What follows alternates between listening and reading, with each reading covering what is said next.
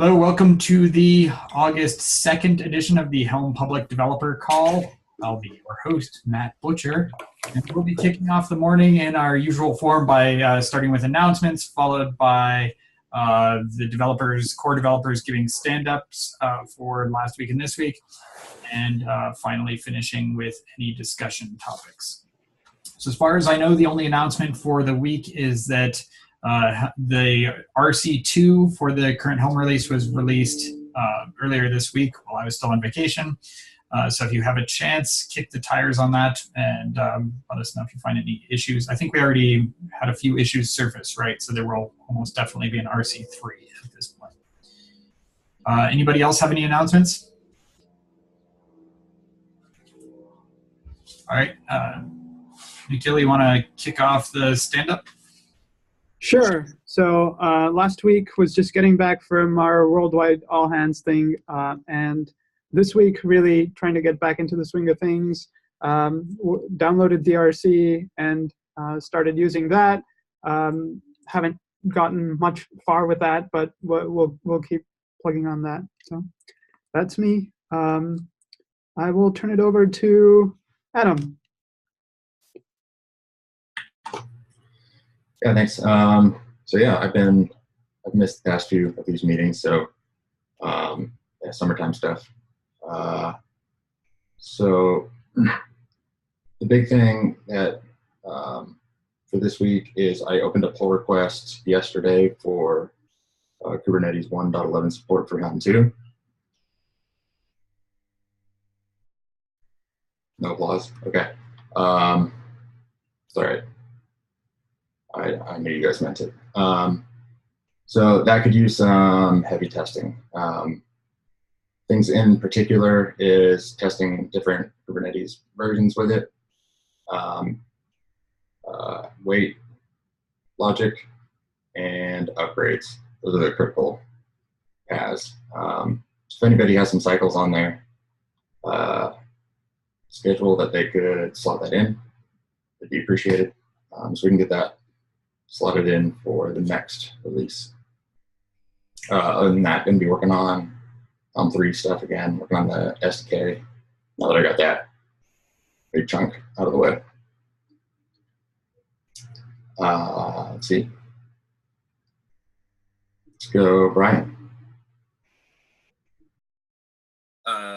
Yeah, this past week I've just been working on some Lua stuff for Helm 3 and continuing with that this week. Matt Fisher? Hey. So this last week I've been kind of helping out with the Helm 2, just making sure that the release candidates are going through, we're testing them, and kind of keeping track on what bugs and whatnot need to be fixed before we go into the next RC or into the final release. So trying to move along the 2.10 release cycle. So I was testing that out, and then paired with Adam yesterday on the Helm 2 or Kubernetes 1.11 support. Just kind of going through some of the API changes in Kubernetes, just to make sure that we're kind of like backwards compatible and certain things here and there. So that was good. What I hope to get to do for the rest of the week is just keep on moving through RC2 to RC3. I think there's one last bug out there for RC2 before we can cut RC3, and it's already been approved, so it's just a matter of merging it through. And then I think we can cut an RC3 and test that out before we go, hopefully, for a final release. After that, yeah, help test out the Kubernetes 1.11 support stuff, and help out where I need to be in Helm 3 or not. Yeah. Go, Justin. Did a little issue triage this week. It's really all I'm having time for these days. And that's about it. Butcher, do you want to go? Sure. So I was on vacation this last week, but am back now. Farina is on vacation now. So the two of us have been working together on the Helm governance proposals. And so we're stalled a little bit on those, but we're getting kind of close, and hopefully we'll be able to have something up fairly soon. Hang on. Big air conditioner came on right behind my window. So I think we'll have a governance proposal out in the next couple of weeks. We have a deadline kind of looming on that because mid-September is when we need to be all done with the transition through our Kubernetes to CNCF stuff. Ronan and I have been working on some of the other CNCF migration stuff.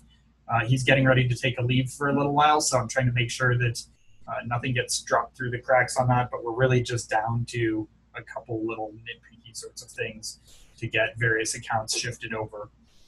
So we'll keep working on through all of that, and we're also working on some of the documentation stuff.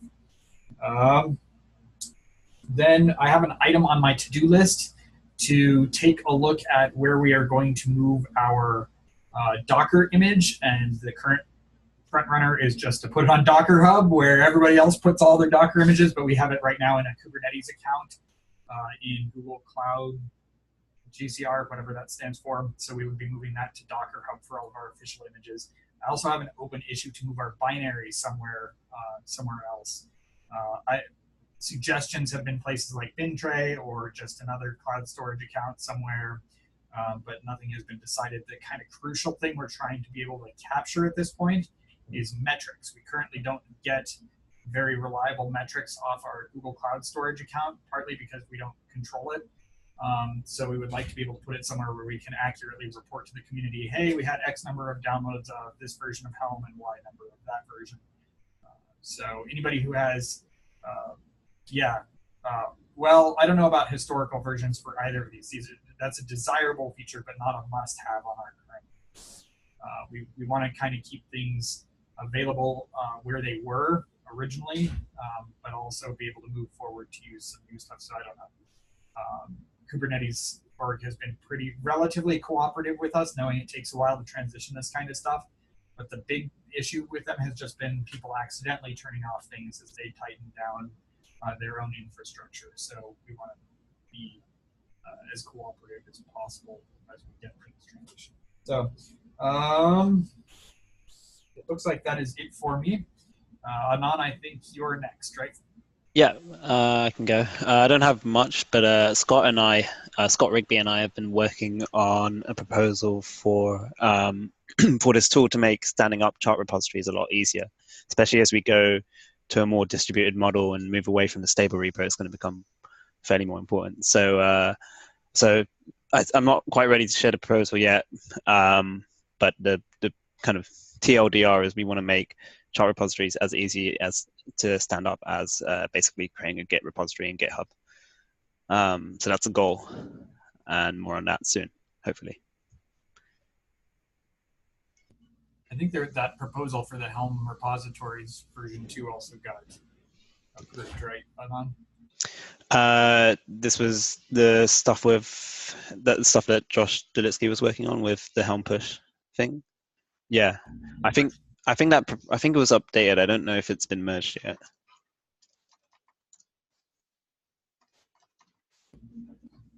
I think I got all the core maintainers, right? All right. Do we have any discussion topics? Matt Fisher, you've got. Yeah, I think there's 2 of them from Michelle, but she's not present at this time. But I can talk about the ones that I wanted to do, which was, first off, was talking about releasing Helm 2.0 or 2.10.0 today after doing that, but I guess we've already kind of mini discussed that. As in, like, we want to cut an RC3 before doing a 2.10.0, which would make sense.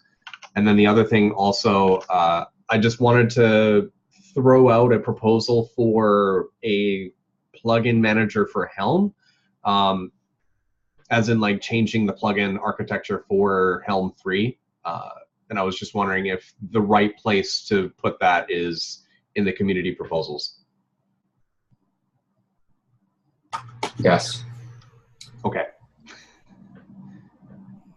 Do we need to sort out on your first your first discussion topic? Do we need to sort out when we want to try and push the?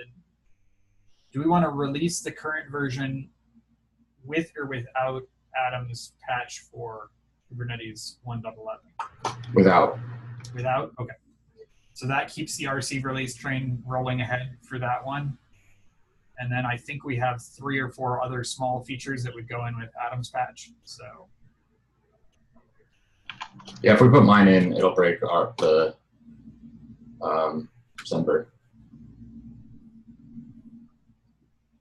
Okay.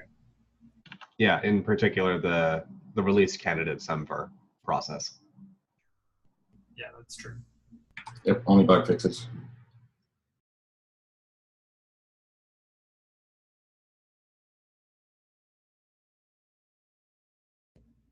Okay. Any other discussion topics people would like to go through?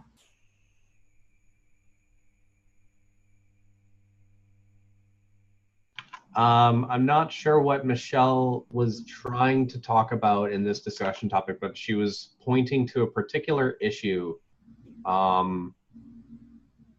which is issue number 3805, making a proposal for Helm 3 to change over from a 3-way merge patch over to kubectl or something that's similar to kubectl apply. Do we think we're in a position where we want to do that? Adam, I see your hand up already. Yeah, I've been working on a few prototypes of that just to kind of flesh out to see how it would work. Since we're going to have to change some of the stuff to be a little easier for Kubernetes releases in the future with the Kubernetes client and how we operate on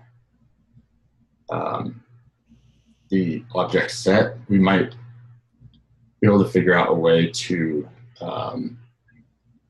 include the apply logic. So then if you were to like scale deployments or something like that, that would be captured in it as well. So I've been working on a prototype. I haven't gotten to the point yet of suggesting if we should go ahead with it or not, but I'm close. So I'll just keep fleshing that out, and then just, as soon as I'm done with spiking it out, I'll have a better idea.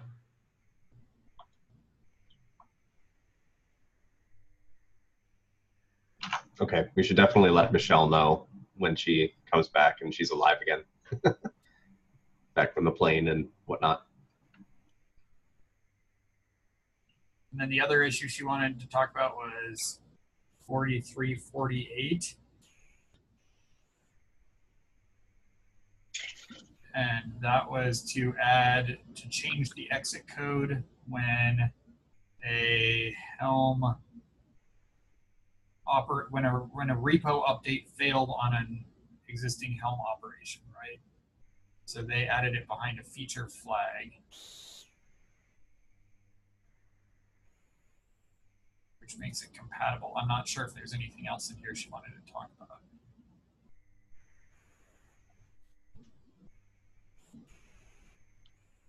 So I'm not sure what we would need to discuss on that. So we should probably punt that issue to next week so that you can explain what's on there, unless anybody else knows. Yeah, I agree. I can't figure out the context behind the discussion topic, so we should probably defer until next week to ask Michelle, or ask her to put it up in Helm Dev and we can have a mini conversation there. Okay. Little thing. I either bring it up all the time or can't remember to and forget. But so currently in support queue, we will label something question in support because we don't know if it's a bug. Someone will come and say it's a bug, and we don't necessarily know. I think the common thing is you kind of just say, well, this is just a support question, and if we verify it's a bug, we'll call it a bug. But maybe we should just add the bug label and then make another label for verified, so we can clearly see what people think are bugs, and then, or at least what we know it might be a bug anyway. We know it's not just a support question. Throw a bug on there, and then, and actually get it verified. We'll throw a verified label on there. I think it'd be easier to go and find the ones that are potential bugs. Because yeah, right now it's just a bunch of support questions is what it looks like, and it's hard to tell what are actually just purely support questions versus things that people think are bugs. So, Yeah, I think that's a good idea to have like some verified or like reproducible. What if I propose a different solution, as in the negative of it's been verified, as in it's been unverified? Because if we say that we start adding a label that says it's verified now, yeah, what that basically means is that all of the existing bugs or all the existing tickets that are out there with the label bug, by the definition of its not being or not having the label verified, then they're basically, if the convention is we go 6 months later, those things look like they haven't been verified where they have. So what if we added a label that just says needs more verification or needs testing or something like that, just to make sure so that when we're triaging these issues, then we can say this may be a bug, but it needs more information before we actually confirm it's a bug, and then we can remove that label and say it's a confirmed bug or something like that. unconfirmed or yeah, unconfirmed or yeah, something along those lines. any wordsmiths have any better idea? Maybe. Butcher, we need a word. IDK, bug, I don't know. I think unconfirmed probably works fine. Unconfirmed. Okay. Or needs or Unverified is needs longer. conservation or something like that. Needs confirmed, something like that. But just something that indicates there's one more step that needs to be done before we've verified it. But I like this idea a lot because I struggled with the same thing last week when I was triaging. I hit 2 that I marked as question support, where I'm going, those are probably a bug. I just need a little more information. Yeah, and if you don't have enough information or time to check it out, it gets lost in the support list. Yeah, because question support tends to get less attention than the other categories. So. I think Kubernetes uses awaiting more evidence for this, by the way. Oh, that's generic and good, if not long-winded. Yeah, it's a bit longer. But... Might copy them. That might be good. Cool. Yeah, reducing friction between the two is always good. So I'd be happy with that. All right, we're creeping right up on the top of the hour. We should probably try and give a quick update on Helm 3 sort of from a bird's eye view, which is basically that we are still in the midst of and jump in and correct me if I say anything wrong. We're still largely focused on refactoring code base and doing some of the small API breaking changes that we have been wanting to make all along, or that issues have asked for a long time. And we'll keep doing that until we feel like that's satisfactory, right? We want a good solid foundation. And also the proposals, there's still actually work happening on Helm 3 proposals. So if you are looking to see what the plan is for Helm 3 and what the pending changes to the plan are from Helm 3, hitting github.com/helm/community and taking a look in that repo and at the PRs in that repo will give you kind of a good idea of what the current state of all of that is. And then there is ongoing work still on the Lua engine that we will be using to extend, basically build a DSL for chart building. So those are kind of the main things that are happening right now. Last week we spent some time going through proposals. Probably next week or the week after we'll spend some time going through some of those proposals just to make sure that we keep a good rolling cadence on those. Anybody have anything to add to that? I think it's pretty good summary. All right. With that, I think that wraps it up for the day. And we will see you all back again next week. Is there any loose or tentative ETA? We have not, given that it's an open source project and it's the middle of summer and we're on vacations, we have tried not to give a definitive ETA. But one of the things we would like to do is be able to show some of the major features in time for the autumn KubeCon Fest. I think there's Shanghai in November and Seattle in December. So we kind of have tried to set that as a milestone for us where we can get. Aman says Vic is holding a discussion around last mile customization of charts on the SIG apps. That is good to know. Does Vic, Aman, do you know, is Vic followed up on it? Or is he still largely focused on Helm 2 stuff?